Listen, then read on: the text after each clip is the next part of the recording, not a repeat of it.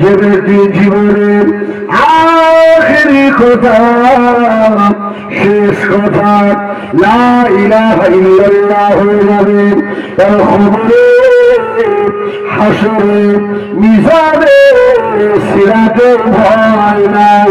আল্লাহ তাকে রহমতের জান্নাতের বাসিন্দা করে দেবে। এত দাবি করব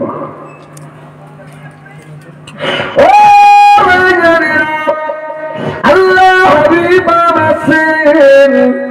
যদি কোনো মানুষ একবার কলমা বলে লা ইলাহা ইল্লাল্লাহ মুহাম্মাদুর রাসূলুল্লাহ, আল্লাহ ব্যক্তি নামায় আমালে 4000 নেকি লিখে দেয়।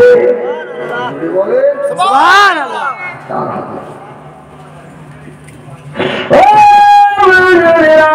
নবী আমার দুনিয়া বাদশাহ হাবিবুল্লাহ জনাব মুহাম্মদ রাসূলুল্লাহ সাল্লাল্লাহু আলাইহি ওয়াসাল্লাম ফরমায়েছেন, আল্লাহ পাক ওই ব্যক্তি জীবনে 4000 গুনাহকে মাফ করে দেয়।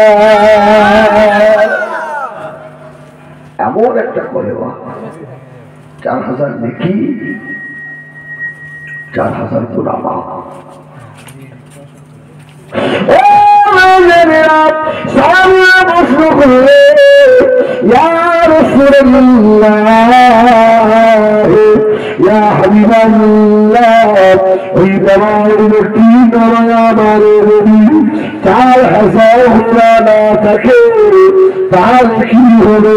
আল্লাহ হাবিব সমাজ দিয়েছিলেন, ও আমার সাবিরা শুনে রাখো বাবা, ওরা আত্মীয় স্বজনের আমার যদি 4000 গুনাহ থাকে আল্লাহ পাক তাদের জীবনে গুনাহগুলো মাফ করে দেয়। একবার মানুষ যখন কলমা পড়ে, আল্লাহর জিকির যখন